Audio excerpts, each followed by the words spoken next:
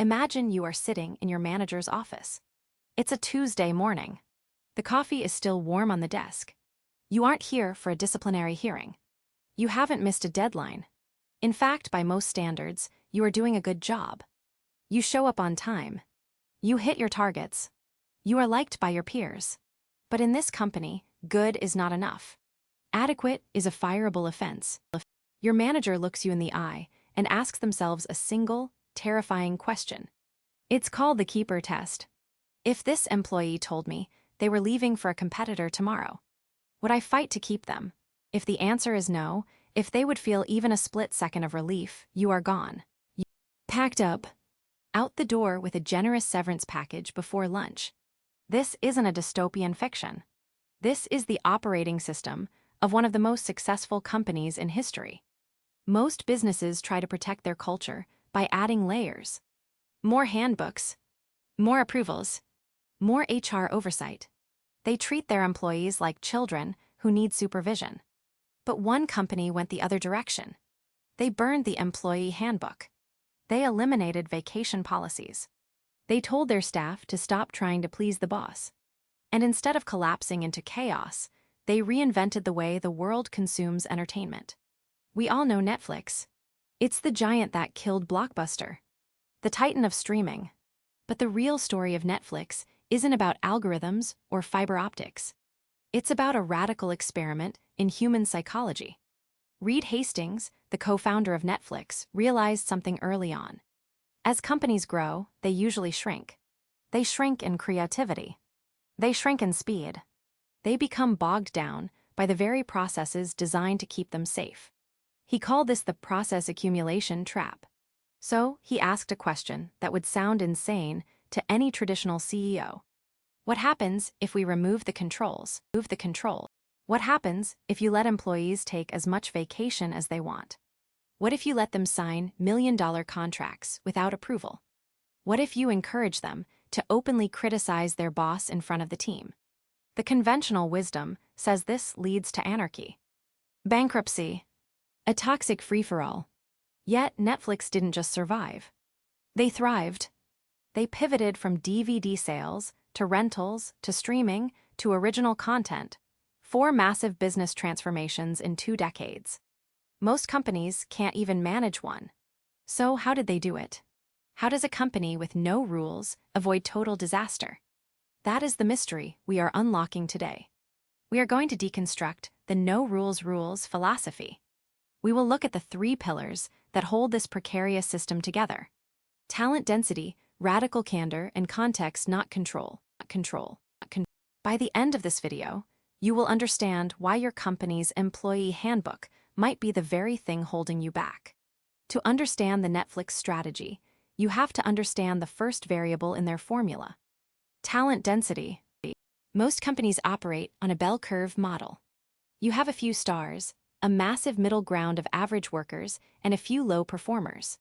The goal of traditional HR is to manage that middle ground, to put rules in place that prevent the average workers from making expensive mistakes. Reed Hastings argues that this is backward. He believes that average people are not just neutral, they are actively toxic to high performers. This isn't about them being bad people. It's about the contagion of mediocrity. If you have a team of 5 rock stars and 2 adequate workers, the rock stars are forced to slow down. They have to explain things twice. They have to fix the adequate work. The quality of discussion drops. Eventually, the rock stars get frustrated and leave, or worse, they stop trying. Netflix's solution is brutal but effective.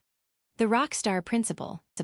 In creative roles, software engineering, content creation, marketing, the best person isn't twice as good as the average person. They are 10 times as good. Maybe 100 times. So Netflix decided to hire fewer people, but pay them top-of-market salaries. They don't have salary bands. They encourage employees to interview with competitors, get an offer, and bring it back to Netflix. Not to leave, but to ensure Netflix is still paying them the absolute maximum the market allows. But this money comes with a catch. That catch is the keeper test we mentioned in the hook. At Netflix, adequate performance gets a generous severance. They don't put people on performance improvement plans, PIPs. PIPs are slow. They are painful. They are usually fake rituals to justify firing someone later. Netflix just writes the check. They view the severance package not as a penalty, but as a bribe to leave the ecosystem so the talent density remains pure. This sounds ruthless. And it is. Hastings compares a company not to a family, but to a professional sports team. On a sports team, you care about your teammates. You help them up when they fall. But if someone can no longer play at an elite level, you trade them. You don't keep them on the field out of loyalty, because that causes the whole team to lose the championship. This high talent density is the prerequisite. You cannot remove rules if your people are average. If you give freedom to irresponsible people, you get chaos. But if you have a team of highly responsible, elite performers, then and only then can you move to the next step. In most companies, politeness is the currency of the office. We bite our tongues. We say good job when we mean that was mediocre. We wait for the annual performance review to drop vague hints about improvement. Netflix views this silence as a dereliction of duty. In their culture, if you see something that could be better and you don't speak up, you are being disloyal to the company. They call this radical candor. This is not a license to be a jerk.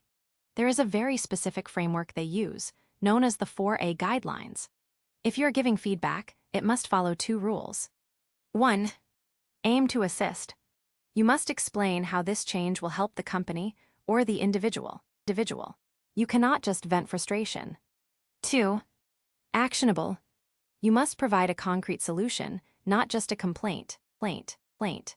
If you are receiving feedback, you also have 2 rules. 1.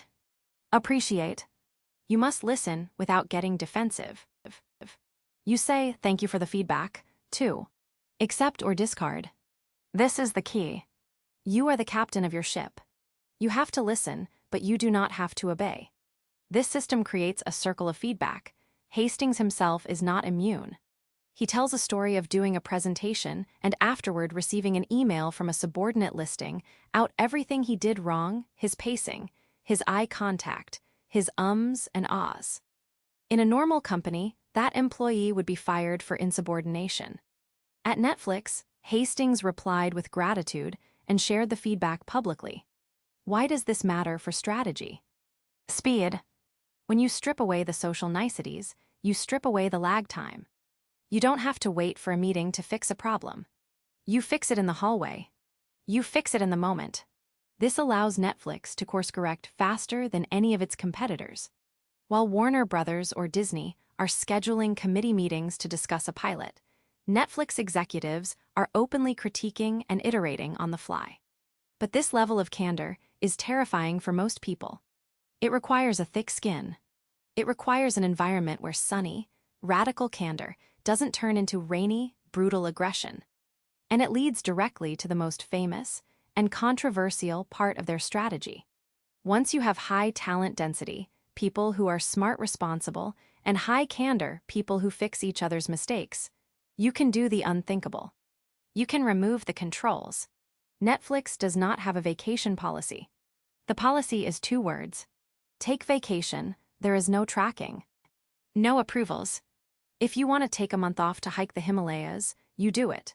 The only guidance is that you should act in the best interest of the company. They don't have a travel and expense policy. In most corporations, if you want to fly business class or buy a new laptop, you need to fill out a form, get a manager's signature, and maybe a VP's signature. At Netflix, the policy is 5 words. Act in Netflix's best interest. They trust you. They assume that since they hired an adult, you can do the math. If taking a red-eye flight saves $300 but leaves you exhausted for $1 million meeting the next morning, that is not in the company's best interest. Spend the money. Get the sleep. Win the deal. But if you are flying business class just to sip champagne on a routine trip, that is theft. And because of the keeper test, if you abuse the freedom, you are gone. This brings us to the core management philosophy. Lead with context, not control. The control model is the factory model. The boss decides what needs to be done. The boss monitors the worker. The boss approves the result. The context model is the jazz model. The leader's job is not to make decisions. The leader's job is to set the context. We need to grow our subscriber base in Asia. We need to reduce latency in our streaming. We need to win an Oscar.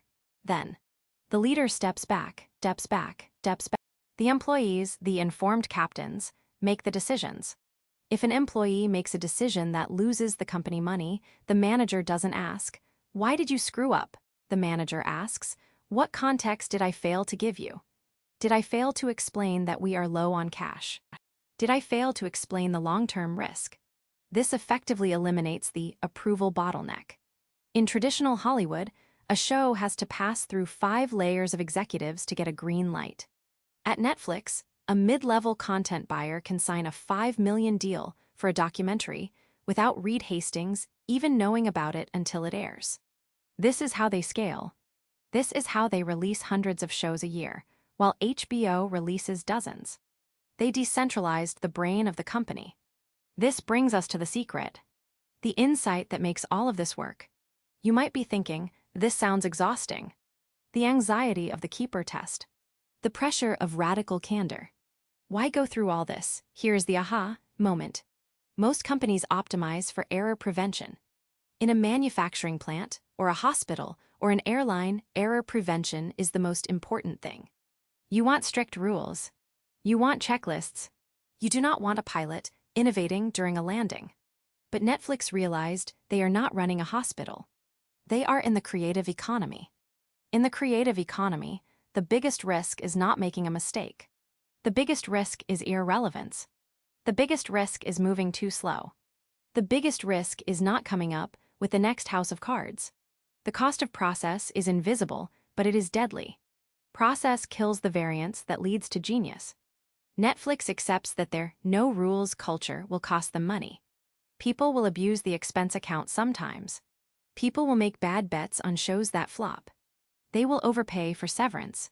But the efficiency they gain, the speed, the adaptability, the innovation, dwarfs those costs. They realize that control is an illusion.